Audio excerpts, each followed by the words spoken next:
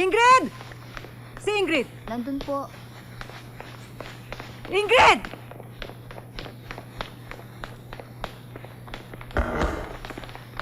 Halika na. Umuwi ka sa bahay. Ang pai! Katsile! Huwag ang pai!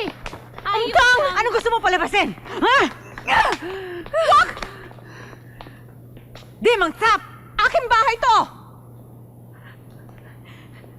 Gusto mo dito tumira? Umuwi ka sa bahay! Ayoko! Payaan mo siya! Kakalod ka rin kita pauwi. Buntis ako!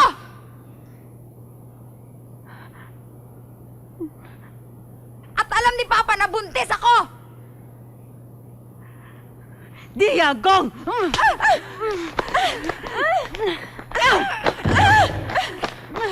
Layo! Di ko pai! Di si Tao, iya? Teddy Tao. Wako tiyan kang di paso. Guaboy, kwatyo di bin!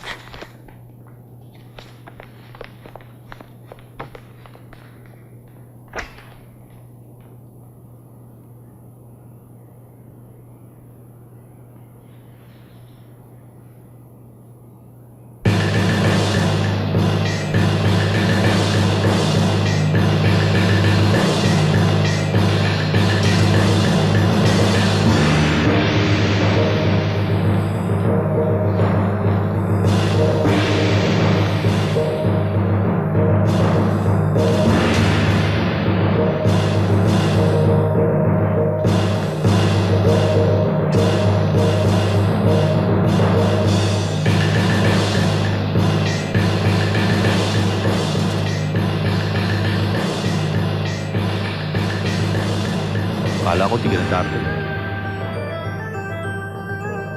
Boss, yung investigasyon natin ang lumalabas talaga, random hold up lang ang nangyari kay Antonio Chan.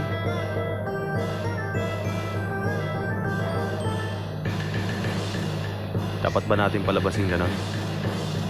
Kaso yung lahat ng ebidensya, doon tumuturo, bossing eh. Pwede may nagutos. Nagutos?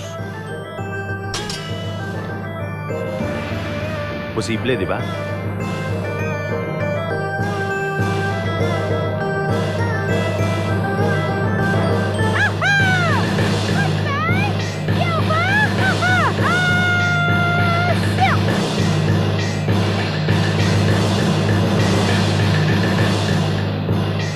Grace, pwede mo naman tulungan si Sol at Lian sa ibang paraan.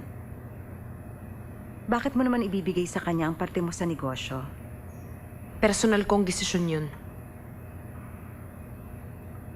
Gusto mo lang guluhin ng pamilya. Pamilya ko rin sina Mama at Lian. Eh kung si Papa nga hindi sila kinilala. Yun ang pagkakamali ni Papa na gusto kong ituwid. Baka naman po pwedeng hindi lahat, Grace. Pag-isipan mo muna. Magiging magulo kasi. Di ba, attorney? Maapektuhan ang pagpapalakad ng negosyo.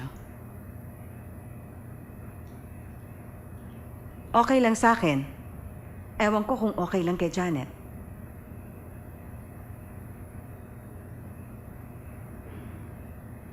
Hindi okay.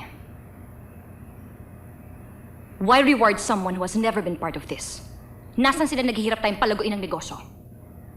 Hindi na kasalanan ni Mama at Lian yun dahil wala sila dito nun. Niloko niya si Papa. Tama na yan. Hindi totoo yun. Mali si Papa doon. Magkakaganto ba ako kundi dahil sa kanya? Mali nga ang binibintang ni Papa eh. Grace, huwag mo sabihin sinungaling ang papa mo. Ako na makakalaban mo niyan. Iniwan ni Mama si Papa.